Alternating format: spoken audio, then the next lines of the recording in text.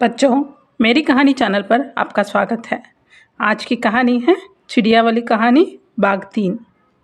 आकाश की सूरज अपनी सुनहरी किरणें बिखेर रहा था। आम के घने पेड़ पर बने अपने नए घोंसले में चुनमुन और गुड्डू चिड़ियाएं खुशी खुशी रह रहे थे।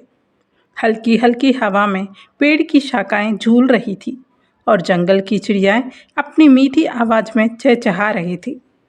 जीवन सुखमय और शांत था, लेकिन इस शांति के बीच एक नई मुसीबत दस्तक देने वाली थी। पास के गांव से एक शरारती बिल्ली जंगल में घूमते घूमते आम के पेड़ तक आ पहुंची थी। उसकी चालाक आंखें छोटे पक्षियों पर जमी थी। हर दिन वह पेड़ के नीचे बैठकर चिड़ियाओं पर नजर रखती। वह अपने सही समय का इंतजार कर रही थी। चुनमुन और गुड्डू को शुरू में इस खतरे का एहसास नहीं हुआ। वे अपने घोंसले में अंडे की देखभाल कर रहे थे और अपने सुखद जीवन का आनंद ले रहे थे। लेकिन धीरे धीरे उन्हें महसूस हुआ कि कोई उन पर नज़र रख रहा है। गुड्डू ने फुसफुसाते हुए कहा, चुनमुन, क्या तुम्हें ऐसा नहीं लग रहा कि कोई हमें देख रहा है? चुनमुन ने इधर उधर देखा और नीचे जमीन पर एक बिल्ली को बैठा पाया। उसकी चमकीली आंखें पेड़ की ऊंचाई पर टिकी हुई थी और उसकी लंबी पूंछ धीरे धीरे हिल रही थी। चुनमुन ने चिंतित होकर कहा, गुड्डू, ये बिल्ली हमें पकड़ने की योजना बना रही है। हमें कुछ करना होगा। दोनों चिड़ियाएं घबराई हुई थी, लेकिन वे हिम्मत नहीं हारी। उन्होंने जंगल के अन्य पक्षियों की मदद लेने का फैसला किया। चुनमुन और गुड्डू अपने मित्र मीठू तोता के पास पहुंचे। मीठू, हमारी मदद करो। गांव की एक शरारती बिल्ली हमें और हमारे अंडे को खाने की योजना में है, चुनमुन ने कहा। मीठू ने तुरंत स्थिति को समझा और कहा, हमें इस बिल्ली को डराने की कोई योजना बनानी होगी। आइए बाकी पक्षियों से भी मदद मांगते हैं। जल्द ही जंगल के अन्य पक्षी मैना, कबूतर, बुलबुल और कोयल भी इस चर्चा में शामिल हो गए। सबने मिलकर एक तरकीब सोची। योजना के अनुसार सभी पक्षियों ने एक साथ जोर जोर से शोर मचाना शुरू कर दिया।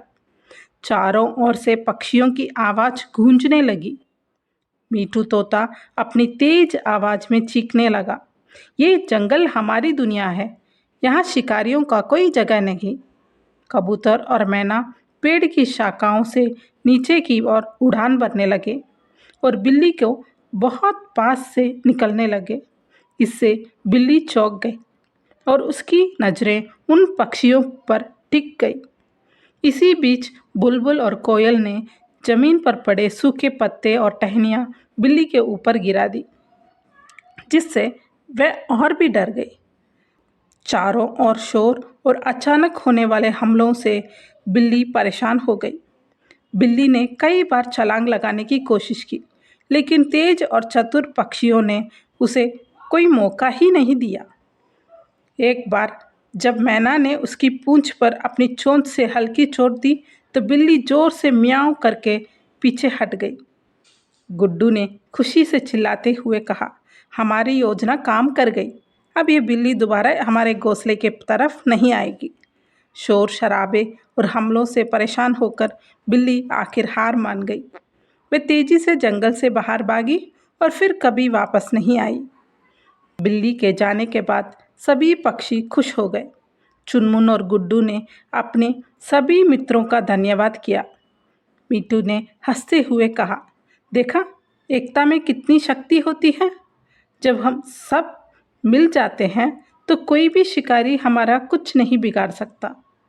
गुड्डू ने मुस्कुराते हुए कहा, सच में आज हमने सीखा कि मुसीबत के समय डरने के बजाय हमें अपनी बुद्धि और मित्रों की मदद लेनी चाहिए।